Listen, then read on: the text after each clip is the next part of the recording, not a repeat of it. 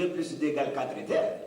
Il y a des gens qui ça. Jusqu'aujourd'hui, tu sais comment peut-être la cosinus, la tangente, c'est tout. Parce que quand on les cas, il y a Mickey. Le problème, c'est ça la vie à moi. Amen. Ah, le problème est comme il est Élysée. Ici, le problème dans la vie d'Élysée, il se réveille le matin, la ville est encerclée. Dieu ne lui a même pas révélé sans songe. Des fois, le problème est peut-être que les problèmes viendront, tu te diras, Dieu, pourquoi ne m'as-tu pas révélé cela? Même pas en vision.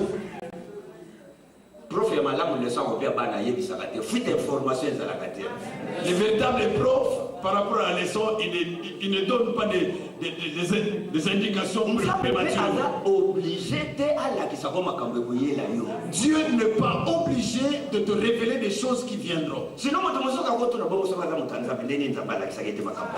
certaines gens se poseront, ils diront, s'il est réellement de Dieu, comment est-ce qu'il ne sait pas ce qui lui viendra?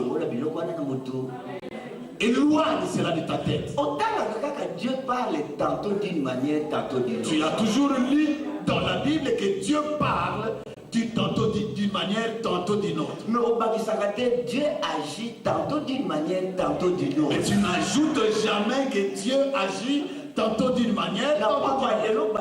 Dieu nous enseigne tantôt d'une manière, tantôt d'une autre. Ce soir, au mouvement, ajoute dans ta connaissance que Dieu nous enseigne tantôt d'une manière, tantôt d'une autre. Le problème est venu dans la vie de l'homme de Dieu. Cela ne dit pas que parce que tu es homme de Dieu, tu es exempté de problème.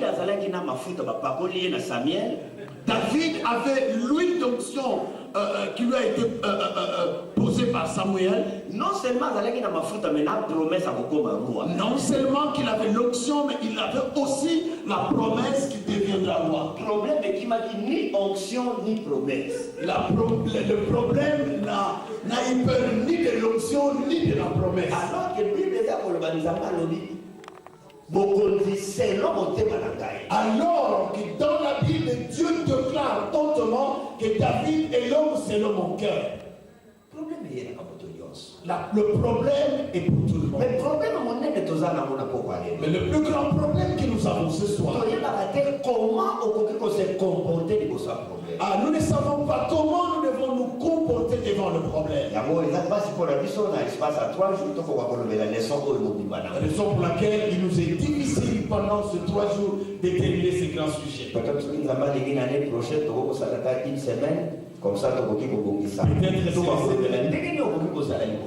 si le Seigneur le permet, l'année prochaine, nous allons prendre une semaine pour traiter ces sujets. Le problème est comme Élysée dans la vie d'Adam. Les problèmes frappent Élysée dans la vie de Dotan. Mais Élysée avait calme. Mais Élysée était calme.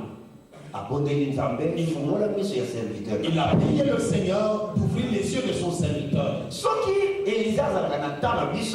Élisée était à notre port, Élisée changeait son prière. Nous allons dire à Élisée, change ta façon de prier. Parce que prière, parce que la prière que tu es en train de faire, que Dieu ouvre les yeux de quelqu'un, c'est ça. Ici, nous sommes dans une situation où nous sommes encerclés.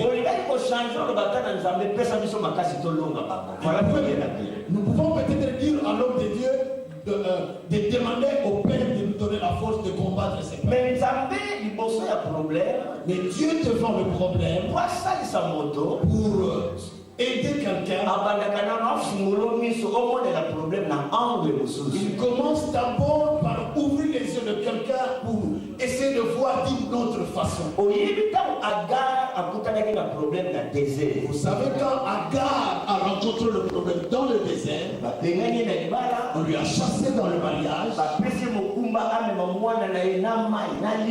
on lui a donné la charge de transporter son enfant de l'eau et du pain. Celui qui lui avait chassé était riche. Il lui a donné ni chameau. Il lui a donné même pas un serviteur pour l'accompagner dans le désert. Agar était perdu dans le désert. Il a vu que l'enfant était en train de pleurer. Parce que l'eau était finie.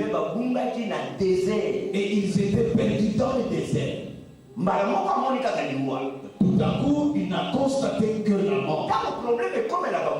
Quand le problème entre dans la vie de quelqu'un, l'homme donne une conclusion par rapport à la situation qu'il traverse. Il a vu, il a constaté, il a vu tout simplement que l'enfant va mourir. Dieu commence par lui ouvrir les yeux. Quand Dieu a ouvert les yeux d'Agar, Agar a vu un puits d'eau. Quand tu es dans le problème nous ferme les yeux. Tu ne vois pas ce qui est près de toi. C'est pour cela que Dieu commence par ouvrir les yeux de l'homme. Raison pour laquelle ce soir, toi mon frère, ma soeur, dans ton problème, nous allons prier que Dieu t'ouvre les yeux. Quand Dieu a ouvert les yeux du serviteur d'Élie, là où il était dans la peur était partie. Si Dieu t'ouvre les yeux, tu vas voir les problèmes que tu es en train de vivre différemment.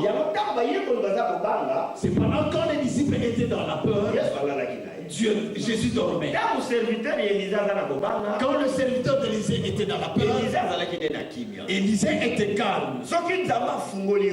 Quand Dieu t'ouvre les yeux, tu auras la paix. La peur va partir. Nous avons vu comment Dieu a ouvert les yeux de Balaam. Quand Dieu lui a ouvert les yeux, il a changé son comportement.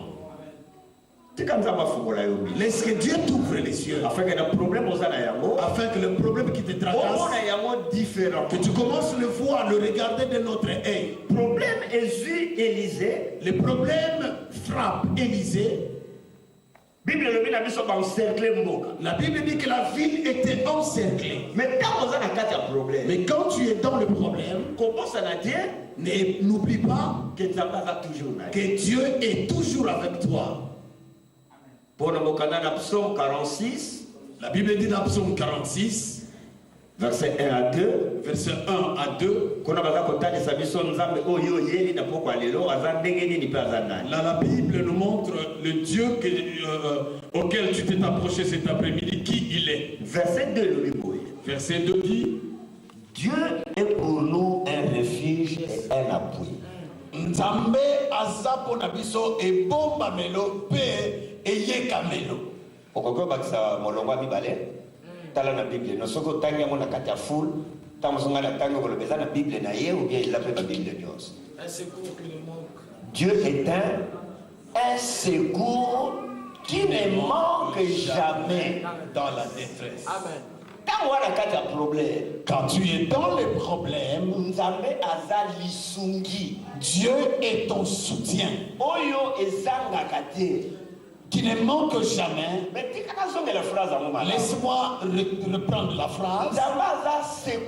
Dieu est ton secours. Qui peut tarder mais qui ne manque jamais. Alléluia. Qui peut prendre du temps mais il ne manquera jamais.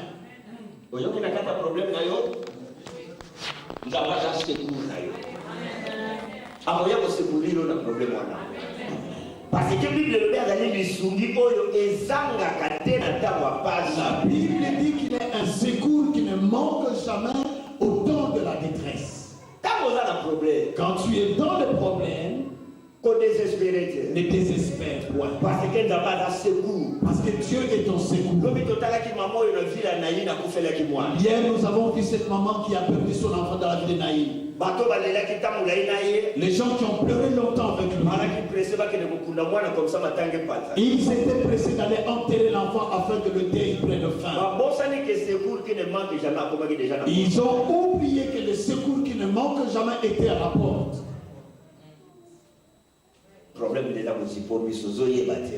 Le problème te ferme les yeux et tu ne comprends pas. Dieu est un secours qui ne manque jamais. Laisse, arrête de donner la place à l'inquiétude. Il viendra, il te soutiendra. Tel que nous avons dit que le problème est passager, ça passera.